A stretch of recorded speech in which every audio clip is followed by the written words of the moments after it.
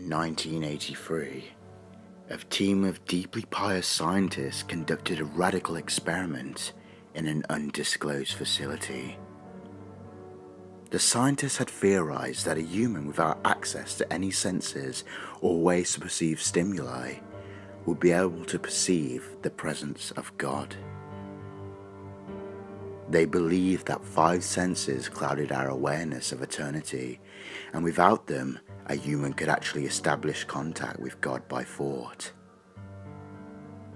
An elderly man who claimed to have nothing left to live for was the only test subject to volunteer.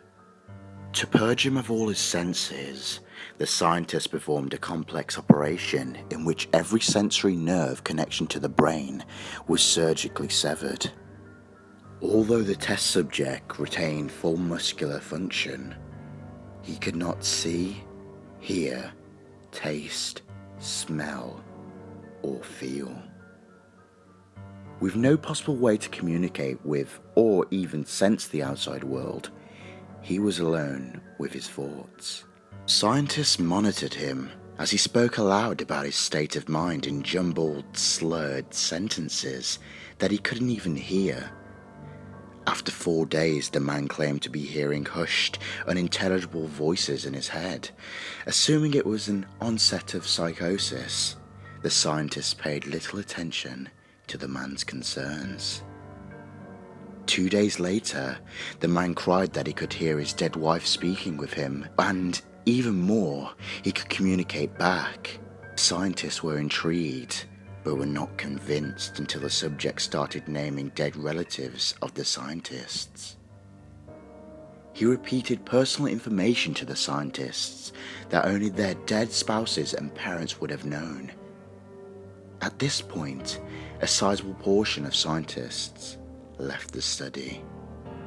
After a week of conversing with the deceased through his thoughts, the subject became distressed, saying the voices were overwhelming.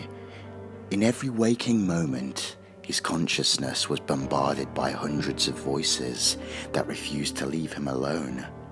He frequently threw himself against the wall, trying to elicit a pain response.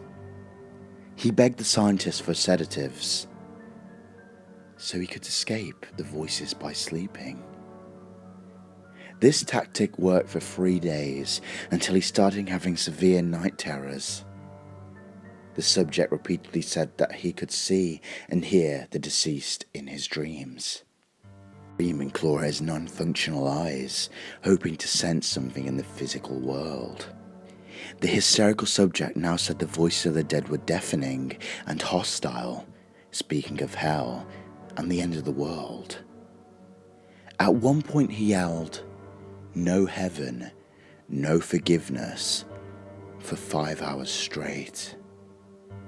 He continually begged to be killed, but the scientists were convinced that he was close to establishing contact with God. After another day, the subject could no longer form coherent sentences. Seemingly mad, he started to bite off chunks of flesh from his arm. The scientists rushed into the test chamber and restrained him to a table so he could not kill himself. After a few hours of being tied down, the subject halted his struggling and screaming. He stared blankly at the ceiling as teardrops silently streaked across his face. For 2 weeks, the subject had to be manually rehydrated due to the constant crying. Eventually, he turned his head and, despite his blindness, made focused eye contact with a scientist for the first time in the study. He whispered, "I have spoken with God, and He has abandoned us." And his vital signs stopped.